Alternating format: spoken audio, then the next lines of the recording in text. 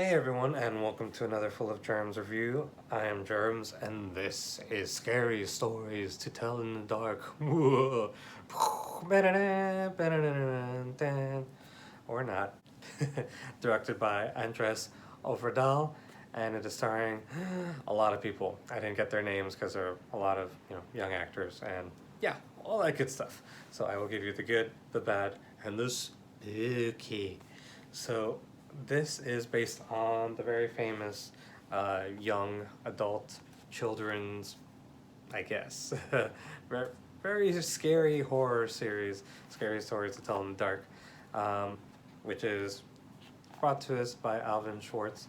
And of course, to me, the more infamous part is the illustrations by Stephen Gamel.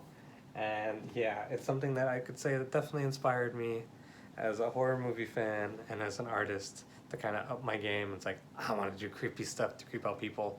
Even my non creepy stuff kind of creeps out people. Like, ugh, put that away. And yeah, and this was exciting for me. It's like something that I grew up with.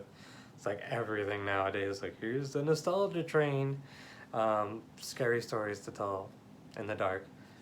Gets a movie brought to us by Andres Ovredal and Guillermo del Toro producing this. So, what did I think? Yeah, I will give you all that, starting with the good. The good. I like to say the direction was really great. I liked the director's work in Troll Hunter. I have not seen his other work. It was the Assassination of Jane Doe or something like that, or the Haunting of Jane Doe. I will note what it is down below. But I heard a lot of people talking good things about it. Um, yeah, I should point out what the movie is about before I mention the direction real quick. Uh, this is all about a bunch of, I guess, yeah, teenagers or young adults.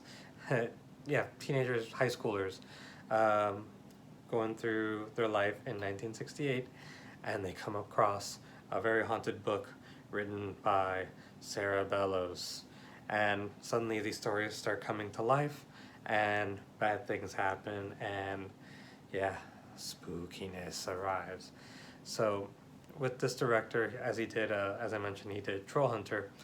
That was a really good movie, and I hadn't seen much of his work, and I was surprised with all the other foreign horror movie directors. Like, why hasn't he been as mainstream as all the others? Almost said mainstream as the others. But here, he does a great job in this big, wide, you know, American, statewide horror movie, and it looks great. It definitely feels like the books. It captures some of those illustrations very well, along with the acting in this movie. They really help sell some of the scares in this movie. Where to me, this is not the scariest thing I've ever seen, but for someone 10 or under that has not seen any scary movies, this was like, this can be a bit much. Not super gory, not super bloody, but still what they kind of hint and insinuate and kind of like bring out in some of the characters and their situations. Yeah, it can be a pretty scary, spooky movie. Very creepy. To me, it was definitely creepy in some parts, especially with what happens to people's bodies and what have you. And it's like, ugh. If you know the stories, then you know, like, oh, that's gonna happen. Ugh. So the kids in this movie, from Stella to Chuck to Augie and Ramon, to the main kids, they did a great job. None of them were annoying, per se. Like, maybe Stella a little bit, but they're all very likable, and you want to see them kind of survive to the end. But the evil Sarah Bellows says otherwise as she haunts them from her book. And yeah, it's not Goosebumps at all. So that's where I say, yeah, this one is actually kind of spooky. Goosebumps, not at all. And what really helped with all this is not a whole bunch of CGI. Granted, there is, but the practical effects in this movie were well done, especially with the Jangly Man, I believe he was called, and that skinny lady. I know she's in the book. I'll post an image of her.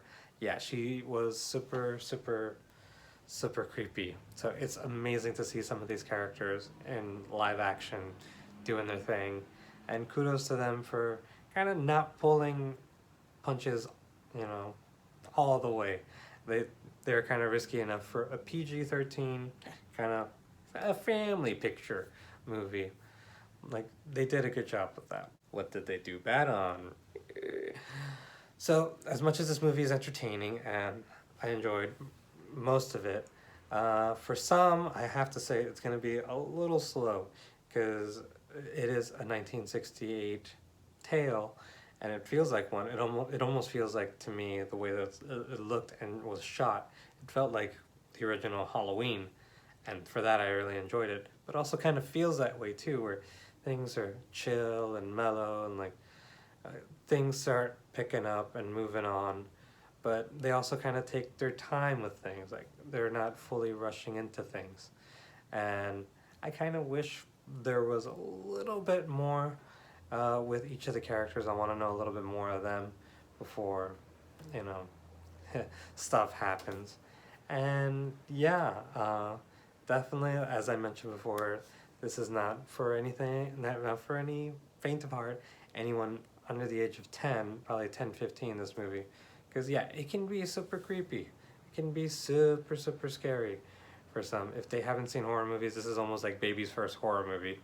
You know, well, maybe what's it called, Nightmare Before Christmas or something. But yeah, this one, if you really want to get them slowly but surely into like the really, really scary horror movies, there's this one. So yeah, be cautious. They can handle some scares, then maybe take them to this one. But I say definitely around 10, 15 age, around there. That this would be the ideal one, unless they've already seen The Thing or Cannibal Holocaust, and it's like, whatever. This is baby stuff, and the spooky. I have to say, yeah, just some of the references to the book, some of the references to some of the other stories and what have you. Yeah, this is great, and I would love to see.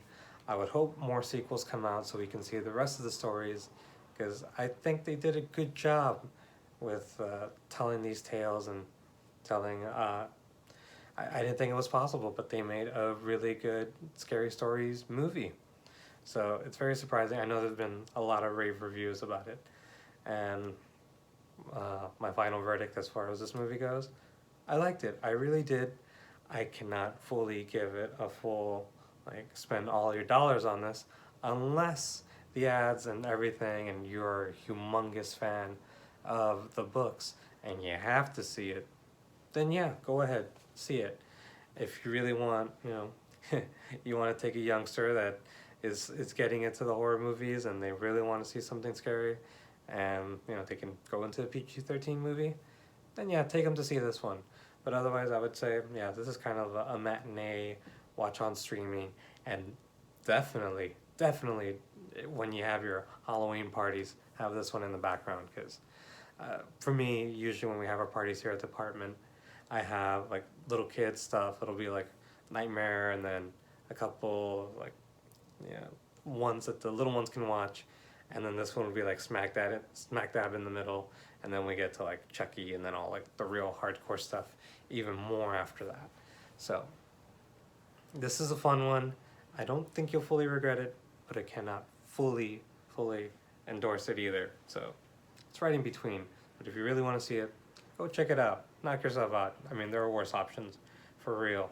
So that is my review for Scary Stories. What did you think? Did you see it? I mean, it made some money, so, and by now it's already been like probably 2 or 3 weeks because it takes me forever to edit.